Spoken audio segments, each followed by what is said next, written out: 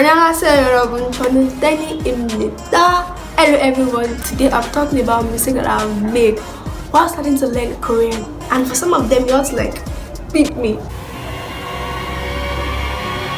So let's talk about the mistakes. Okay, the first one that we need to get cleared out of the way is analyzing Korean expressions. I did it so perfect, like using Naver or using Google Translate or using like anything that can just translate word for me, and sometimes it doesn't really sound natural. If you try to translate a word, it might actually sound natural and much more closer to a native speaker would translate it compared to when you use these apps that actually translate it for you. So don't go there. The second one is trying to be like other language learners on YouTube. Okay, it's very okay to look up to people and be like, I want to be like this person. I'm inspired by how this person wants to study. I'm inspired by how this person is always motivated to study and things like that.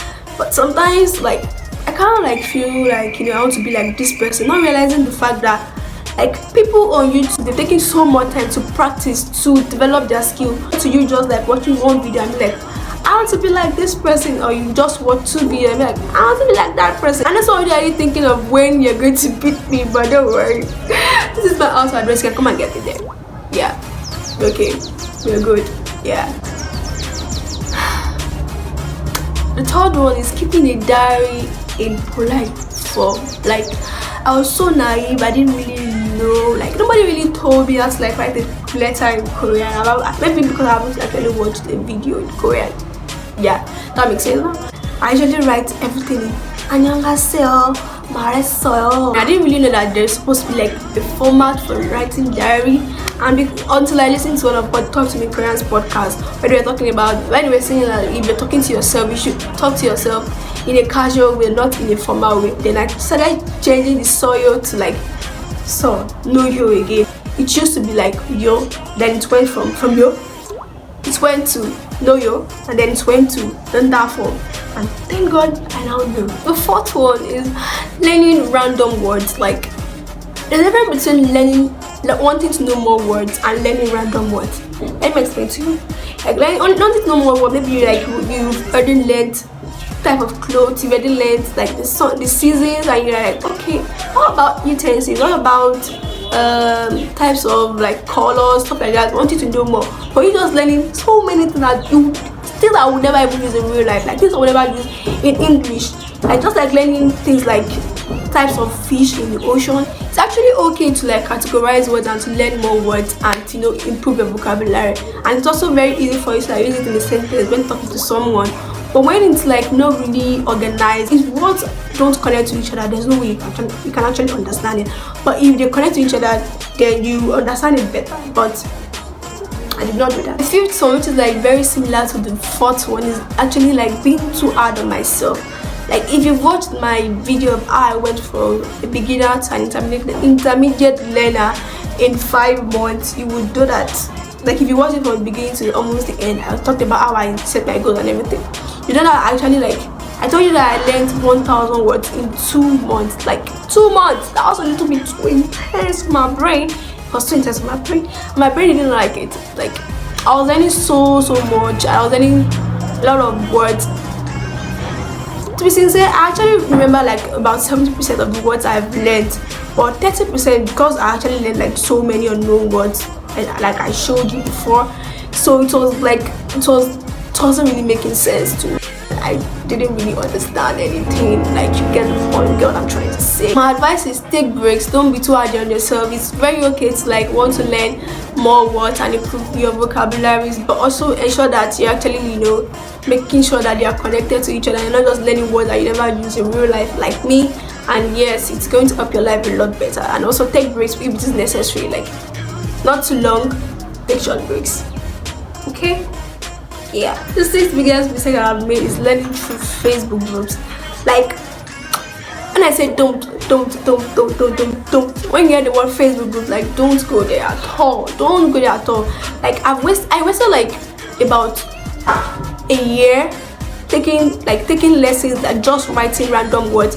Kyok equals to G or K, Mien equals N, Miem equals M, PM equals to B or P. Like I was so confused. Like those things usually confuse me. Like, why is it P here? Why is it P here? Especially when it comes at the Pakshima as a final consonant. It was so difficult for me to like know which one is actually going to come first, or which one am I going to pronounce first. Just don't learn through Facebook groups. Like those Facebook groups, nobody actually sit down to like, explain things to you. Nobody sit down to like compared to YouTube where you have somebody explaining it to you and tells you why A is A and why B is B.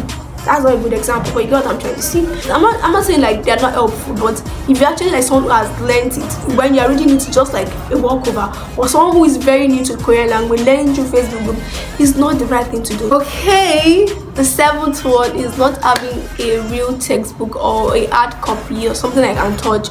I know, like in this video, I talked about how I learned Korean for free without actually having any textbook. Yes, it's very good, but when it got to a point where I was like really focused on actually making my note pretty, actually making my note aesthetic and making it very beautiful, and sometimes I didn't really understand what I was learning.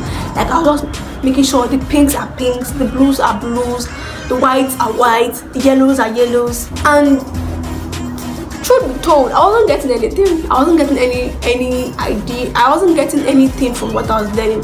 So I'm someone who really likes like have things in my hand where I can highlight things, where I can like jot or write my own example sentences and stuff like that. So me having like a textbook, I focus so much on actually making my note look pretty and look like textbook. Like I'm not trying to say that I don't understand what I'm learning. I do understand, but sometimes I get so carried away by making things look pretty because I'm like a perfectionist and I want everything to be perfect. I get so carried away instead of just being concerned about me understanding the grammar point that I'm learning and really being able to like be conversational. The final one I'm going to use to round up this video is not believing in myself enough. Like I first started learning Korean in December 2020, and maybe because I learned through Facebook groups, and before, I think a few months before that time, I didn't actually like officially start learning. So I didn't even really like believe that I could actually do it. So I stopped. I quitted for some time, and then I continued again in October 2021. Don't even start learning a language when you haven't seen yourself having a conversation with somebody. It doesn't have to be like big things. Something like I ate pizza yesterday, or something like I borrowed somebody's pen or stuff like that. It doesn't have to be like really big sentences, but you start from one point and then another point and then another point. Don't even take your book, don't learn a language because you feel like everybody's learning it, or because you feel like you're going to be popular for learning the language, or people are going to like you. Because in the long run, it's only you that's going to stay motivated, because people can only inspire you. Nobody can actually like motivate you to actually like do something unless you actually decide on your own that you want to do it. There's one thing I've learned over time, that you're only limited to what you truly believe that you're capable of doing. So what's even the point of even learning a language if you haven't seen yourself in that space? Take your time, be at that place first before you start, or at least watch other people's video and get inspired by them. Or don't learn a language because you feel like you need to learn it, or because you feel like you're going to be popular from it. So with that being said, we've come to the end of this video, and those are the mistakes I've made. And if there's any mistake that you've also made, let me know. I also want to hear it, so I'll not feel bad for the mistakes I've made. So I would like to know the mistakes you've made also, and also be sure to subscribe, like, comment, and subscribe when I've said it. You get the point, right? And yes, I would love to see you in my next video, and my next video, and my next video, and my next video. I'm just kidding. And that's the end. Come on, guys. Bye.